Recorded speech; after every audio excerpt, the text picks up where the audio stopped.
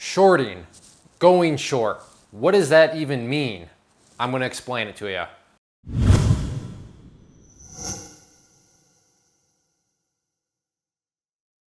I will confess that when I was brand new to the market, I thought, going short meant, hey, you're only going to hold for a very short amount of time. And then going long meant, hey, I'm going to hold for a long amount of time.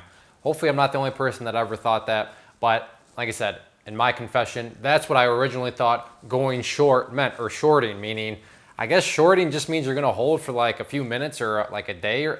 I had no idea what it actually meant. So shorting does not mean that at all. In fact, it means nothing at all in regard to a time frame. Shorting in its simplest kind of definition is it's a way to make money when things go down in price. I say the word things because it can be applied to stocks, to Forex, to futures, to options. It's just a way that when prices of things go down, you can actually make money. Most new people, they get involved in the markets with the impression of, hey, you buy low, you sell high, that's how you make money, prices have to go up. And yes, that is true. That is the very kind of universal understanding of the market. But within the market, and especially when you get more advanced and dig deeper, there is a way to make money when prices go down, and that's what makes the markets as a whole so awesome. Is it doesn't really matter what prices are doing, going up or going down, you can still make money. So what I want to do is explain how shorting actually works. And then you can kind of see how it operates and then how profits would be calculated from that. So let's just say that we have ABC. Now, I'm not saying, stock ABC or anything, because ABC, it could be a stock. It could be some sort of Forex pair. It could be, some sort of option.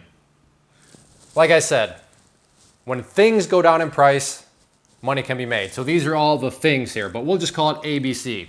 So we have Billy Bob over here. And Billy Bob says that, I think ABC is going to go down in price. And I want to make money because I think it is going to go down in price. So I want to short it. I want to go short. I'm thinking about shorting. Those are all the different contexts that you could use that in. So Billy Bob is going to need to go and kind of talk with his broker. Now, talking doesn't mean you have to call him up on the phone or anything like this. All of this is automated online, but this is what's going on behind the scenes when you actually short. So Billy Bob's got to go to his broker. Now, I'm just going to put online because in this day and age, that's what most brokers are, online broker. And he is going to say, hey, I want to short ABC. Now, what's going on from the broker's perspective is they are sitting over here and they have a bunch of clients, right? You are not the only client that your broker has. There are multiple people that are there. Brokers have inventories of shares of their own anyways. But for simplicity's sake, the broker has a bunch of people over here. And what's going to happen is they are going to give you something to short. They're going to allow you to sell one of their clients' shares or Forex or whatever. Now, in order to do this, you are going to need a margin account. You cannot do shorting and all that stuff with a cash account. So that's one of the, kind of asterisks with everything is you will need a margin account when you sign up for your broker if you want to do shorting.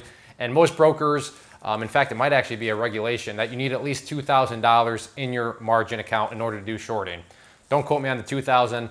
I'm just not real sure. I don't really need to worry about that, and I don't say that. I'm just trying to justify why I'm not quite sure. But $2,000 margin account, I believe, is the baseline. And plus, hey, let's be real. It's the government. The government's always changing rules and regulations, so who knows what it could be. But your broker will be able to help you out with what the minimum is. But going back to this, so Billy Bob wants to, short. So the broker will say, all right, yeah, we're going to take this person's ABC and we're going to let you sell it. With shorting, you sell first. This person already owns something and they're going to actually let you sell it. So let's say they let you sell it for $10. Remember, it could be any of those things. So that's why I'm kind of just speaking broad in that sense. So they're saying, yep, we'll give you, this is Joe over here. Yeah, we'll give you Joe's ABC, and we're going to let you sell that. Now, you just took something from somebody else and sold it. But Joe, he's going to want that back at some point in time. He wants ABC back. You owe him ABC. So what does that mean? That means eventually you're going to have to go back and do what? You're going to have to go back and buy it. Because remember, with shorting, you sell first. Because it was originally owned, you are taking that, your broker is giving you Joe's, and then you are selling it. So in our example, you're selling it for $10. Now, how are you going to make money? You sold it for 10, and then you have to go back into the market and eventually buy it so you can give it back to Joe. So let's say that after you sell it for $10, the price, so you sell it, and then the price goes up to, let's just say, $12. Well, let's do some math here. You sold it at $10. When you have to go out to the market and buy it again, you have to buy it for $12. So you're buying it back $2 more than what you sold it for. That means you are sitting at a -2, meaning you are losing money on the trade. So in other words, in shorting, when prices go up, it is bad for you. Shorting allows you to make money when prices go down, but if prices go up, you are losing money for this reason. Sold at 10, but when you go back out into the market to buy, if you're having to buy it back for more expensive than what you even sold it for, that is a loss. So again, universal principle in charting, prices going up, not good. Now, if you're going long, if you're buying, then of course you love prices going up. But in the world of shorting, going short, being short, prices going up, not good, and that's the math behind it. But let's look at something else. So this is an instance where you lose money. But what happens if the price goes down? And let's just say it goes down to $7. Remember, you sold for $10. Now you're going back out into the market, and when you return it to Joe, hey, I sold it for 10, but I only get to buy it back for 7. That means you just made $3 per, per share, any of these on ABC. That's a profitable trade right there in shorting. The price went down, you're able to go back into the market, buy it back for cheaper than what you sold, and then that difference is going to be what your profit is right there. So in this case, $3 profit. Again, if you want to just boil things down, this is all the dynamics. This is what's going on kind of behind the scenes. But at the end of the day, prices going up for shorting, bad. Prices going down for shorting, good. You are making money as a trader. And that's what shorting is. It's simply losing money when prices are going up.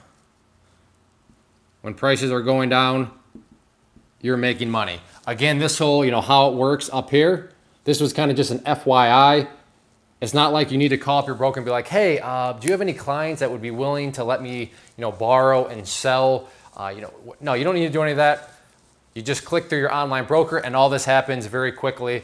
And this is all the behind the scenes stuff. So this is just, FYI stuff up here, nothing that really needs to be understood. But, from a very practical sense, this is more kind of theoretical. This is just kind of a, hey, yeah, this is what's going on. But from the practical sense of things, this is where practicality all comes in.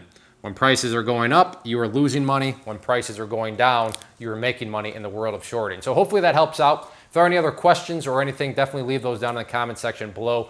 If you found this video helpful, click that like button, check out the channel. Hopefully you decide to subscribe. There's lots of other content on here, chart analysis videos, live trade videos, all sorts of other different things. So definitely check out the channel and hopefully you decide to subscribe. Any suggestions for any other kind of introductory topics, definitely leave those in the comments below. I'm always looking for new ideas, and that's a great way to get ideas. So again, hopefully this helps.